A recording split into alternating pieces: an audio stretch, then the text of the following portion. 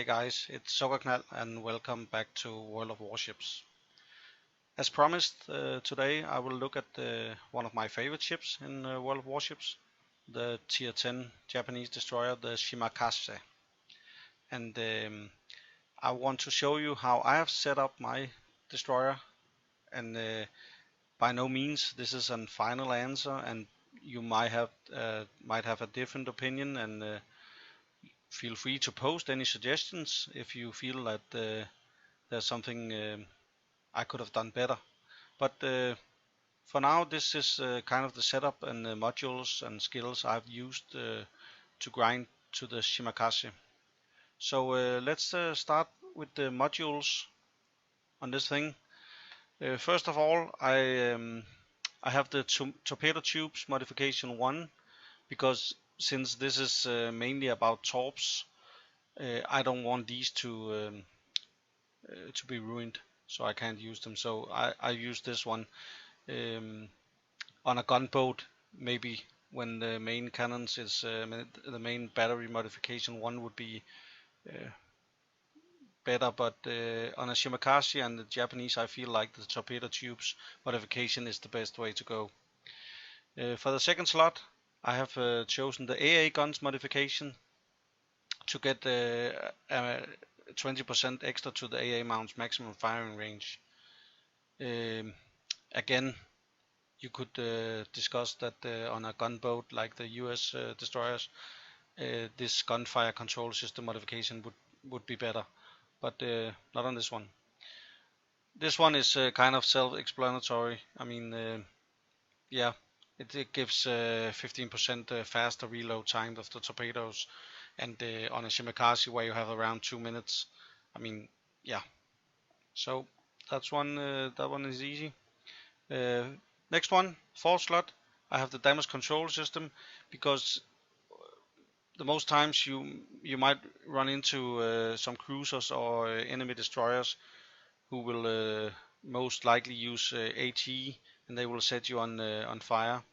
And I mean, that's you could use one of the others, but I have that in my captain skill, so I'll show you later why I've chosen this.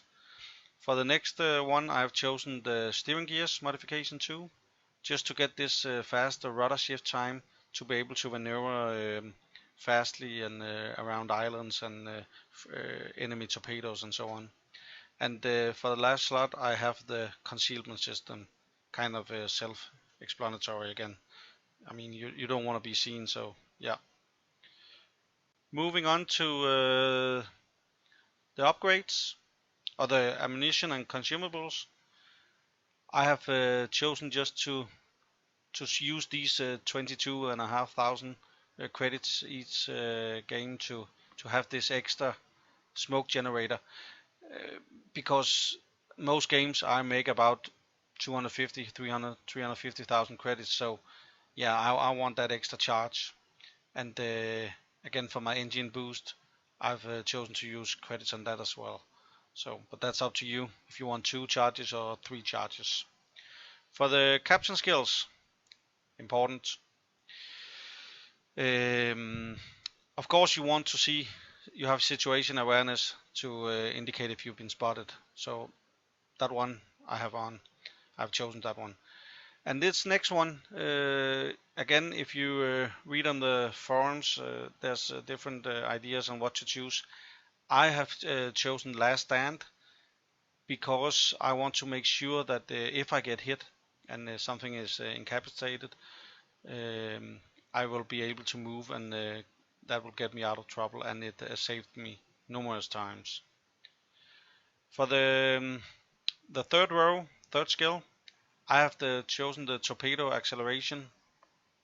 I know that some people would take this superintendent skill to get one additional charge, but I feel like I have my 3 charges because I'm spending extra credits, and that's enough for me for a game. So I wanna have fast torpedoes. I know that the range is reduced by 20%, but since it's the Shimakaze and I'm going with the with the Type 93 Mod 1 torpedoes, which has a range of 20 kilometers from the beginning as standard. I still have 16 kilometers and a 72 knot torpedo, and that's very nice. And that kind of explains why I haven't chosen the Type 93 Mod 3, because I would still get the 72 knots, but I would be down to 12 kilometers range. And with the new radar abilities that the Russian cruisers have, they are able to pick me up at 11.7 kilometers. So I like this extra range when I know it's the Russian cruisers are near, so I can launch torpedoes from far away. Back to the skills. So fast torpedoes, way to go for me. For the next one, again, this could be discussed. I mean, some would like to have better AA. Some, if you're a gunboat, you might choose this for extra fire chance. For me, it's a no-brainer. I like to have this survivability expert. Oh my God, what a word! Giving me these 4,000 extra HP, and it has saved me so many times. I mean, if you have a Shimakaze with 1,000 HP or 20,000, you can still do the same damage. So it's about staying alive, and those 4,000 extra can save you a lot of times. And this one, of course, concealment expert in the fifth skill to get you this lesser detectability. So when we summon it up and go to the concealment page, I have a 5.9 kilometer, and this enables me to spot most enemy DDs before they spot me. Of course, with the new radar system, it doesn't really matter, since the US cruisers has 9 kilometers and the Russian has 11.7, but still, against enemy destroyers, I can spot them and choose to engage or choose not to engage. So, and everybody knows how the Japanese destroyers does against the US destroyers. I mean, you really don't stand a chance if you meet a gearing and in a gun battle. So most of these times I get to spot them, and then I can choose if I want to engage. Just looking at the torpedoes, as you can see, 3 times 5, going 72 knots with a range of 16 kilometers. Very nice, very nice. So let's see if we can go in and check some gameplay. I actually had a very nice game the other day, which I would like to share with you. If you have any questions to the setup with the destroyers, please write a comment. Let me know what you think. Any ideas, suggestions, improvements, please share. So let's get into some gameplay. So here we are in the Shimakaze, and as you can see from the matchup, not the best. I was a little worried going into this game. As you can see on the enemy team, you have a very strong platoon of 2 Yamatos, and you have the SX. I mean, always in carrier games, you gotta be a little bit careful. And then we have on our team, we have a what you some would call a fail platoon. We have a Fuso, a tier 6 Japanese battleship going up against the Yamatos. Well, yeah, not really. So yeah, I was a little worried, but then again, I looked at the DDs on each team, and as you can see, the enemy team only have the Fubuki, so I shouldn't have to worry too much about that. This is a standard battle, as you can see on the Atlantic map, and on a standard battle, you don't have to worry about all the cap zones, so I'm just gonna do what I always do, go forward, trying to spot for my team, get some initial torps on the way. I'm a little bit worried about the CV on the other team, since he has all these planes, and sometimes they use bombers as scouts, and I don't really want to get spotted from the beginning, so uh, I'm a little careful. We got a fighter there engaging, so don't worry about him. Then we spot the first Yamato, and then we get the Fubuki, and first thing I do is target the Fubuki and tell my team to try and shoot him to get him out of the way. The next thing I see is Turbits and North Carolina. My torps aren't quite ready yet, so the Turbits, yeah, well, I think we're gonna go for the North Carolina on this one. So lining up torps for the North Carolina. No, it's a little longer range, but as I'm lining the torps up, a Mogami shows up, and I don't want to get too close to him.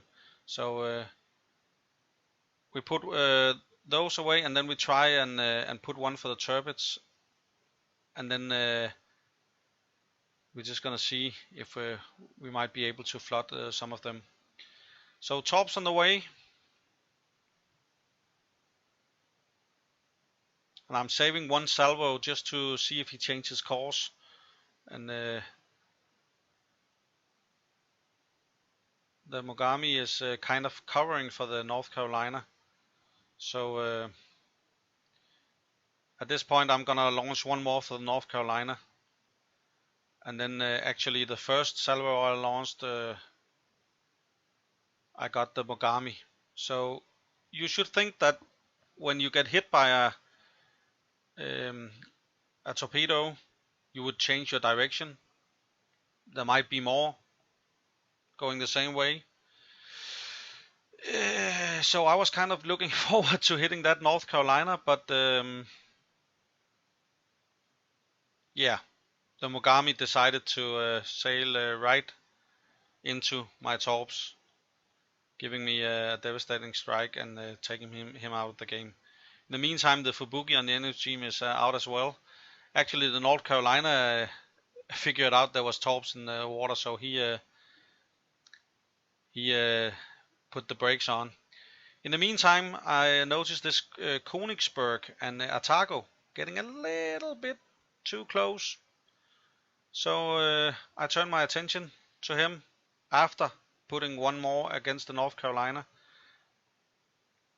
I just want to see where he's going, and I'm keeping my distance. Remember, I have the 5.9 kilometers, so I'm getting a little too close here, and I actually get spotted. So I pop my smoke, and I get the hell out the way. And he has a spotter aircraft out as well. So, but even though he he spots me, he doesn't pay any attention. And you know what happens when you're in a Königsberg and you get hit by 3 torps from a Shimakaze? Yeah, second devastating strike. Atago, he wanna he wanna feel the same medicine, and even though I didn't spot him, I noticed he was in that direction, so we're gonna give him some love as well. I get spotted by him, quickly turning away, 5.7 kilometers, not good, but probably he doesn't know what's coming until now. And when you're in Atago and you're taking these kind of hits from Ashima, well, you're also dead. Third devastating strike. And the North Carolina, well, I think he escaped my torps. So we need to pick up on that. Now I'm getting spotted by the bomber aircraft, so I'm turning on my AA and just to shoot some of these planes down, while I have to avoid these torps from the Atago. When they're out of range of my AA guns, I can turn it on again. I don't want to get spotted unnecessarily. So, but I could maybe I could shoot 1 or 2 down. So yeah. So now it's time with the cruisers out of the way. 3 cruisers down. Time to go hunt some Yamatos. Big juicy targets, and really when you're in a Shima and you see the Yamatos, you say nom nom nom nom nom. It's just it's like going to a big juicy buffet and just eating away. And oh my god, we have 2 of them. It's gonna be so nice. So first Yamato, 11 kilometers, tuning in. I know the Fubuki is anxious to get his torps away. I'm a little worried about the Fubuki launching torps and then the Yamato turning away from my torps maybe, or turning away from the Fubuki torps, so I might miss. But well, I decided to launch anyways in aiming vertical and then hoping for the best. Perfect setup, 6.0 kilometers, and then I launch a spread of torpedoes against the second Yamato just in case he's a straightforward driving battleship. So the first 2 salvos going against the first Yamato, and yeah, he gets hit by all kind of torps. I get 3 hits on him. The Fubuki probably got some hits as well. So he's flooding pretty bad, but he uses his health recovery kit and regains some of his health. But that's just in time for me to circle him, keeping a safe distance. Let's just speed it up a bit, and he can really not. He can't go anywhere. He has the island on one side and me on the other. Fubuki launches torps, and that makes him turn, and he actually avoids those. That's pretty nice. But that means more hit points for me, and 50,000 hit points. Yep, lining perfectly up, 6.5 kilometers. Well, we might as well just use it all. And isn't that just beautiful? I mean, look at that. Oh yeah, Yamato. 50,000 health ain't gonna do much for you. First salvo hit. He's trying to turn. Yeah, not much he can do. And the Fubuki gets his revenge on the second Yamato, so yeah, not much for me there, but good for the Fubuki. 227 health left. That just shows that doesn't matter how much you have left, your torps still hurt. Now we're going hunting for the turrets. I'm a little bit more worried about the turrets because, of course, you might have the spotter airplane, but it turns pretty good. I'm playing a lot of games in my turrets, and it's very maneuverable. So I see my friendly carrier putting in torps, and he says in chat he has a auto torp drop, so he might not hit that many. I get my ship lined up. He took a few hits. The Fubuki launches at him without hitting. So now I have him all for myself. 6.4 kilometers, 6.2, and yeah, I get spotted, but it doesn't really matter because he has so many torps coming his way. He managed to avoid the first ones, but and I get detected by his scout plane, but he still takes 3 hits, 32,000. So now he's flooding and he can not repair it. Time to launch one more set of torps. And while they're on the way, he gets hit by the rune. So yeah, my torps are not really gonna do any difference as he gets killed by the rune. Moving in on North Carolina, he gets killed. So we have the New Orleans left, 2 of them, and we have the Essex. So this New Orleans is crammed up against the cliffs. He can't go anywhere. So I'm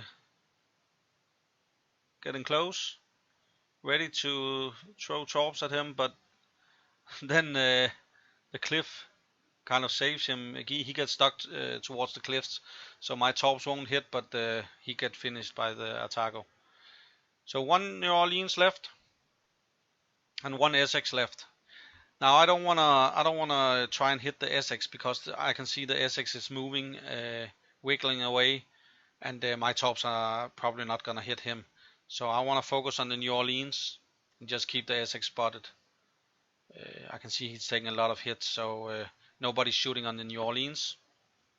I'm just gonna have to wait for him to get clear of that island, and then yeah, I'm launching too. And actually at this point, you know what? I get detected, and that should tell that New Orleans that I'm close, and you might want to change your course. I get detected 2 times, and actually I fire at him, so that should be a warning. Well, you should guess what happens, and yeah, maybe not much he can do. Of course, you don't want to give the rune his broadside, so yeah, it's understandable. But still, if you see a shimmer in within 10 kilometers range, you might want to change your course. So now only the Essex is left, and he's getting shot at from all sides, so not really much he can do. And at this point, I'm guessing I had about 275,000 damage. It turned out, as you can see in the post-game results, it was only 245,000. Still a nice game. I got the Kraken unleashed, multiple devastating strikes, and so on. So this is one of the better games. And I just want to share with you the post-game stats. As you can see, I racked up 668,000 credits, 11,500 experience, and totaling damage of 245,000. So a pretty good game. I got the Kraken released and other medals as well. And if we look at the more detailed view, we can see I get 3,000 base experience and 5 kills, giving me a total of 245,000 damage done. Actually only 13,600 from flooding alone, so that's quite surprising. And 231,000 for the top hits. So yeah, Shimakaze for you. Great destroyer. As long as you don't meet any US destroyers close by in close combat, and you get to do your thing. So guys, I really hope you enjoyed this video. I'm looking forward to doing a lot more. Please comment, share your thoughts if you feel like it. And until then, I'll see you next time.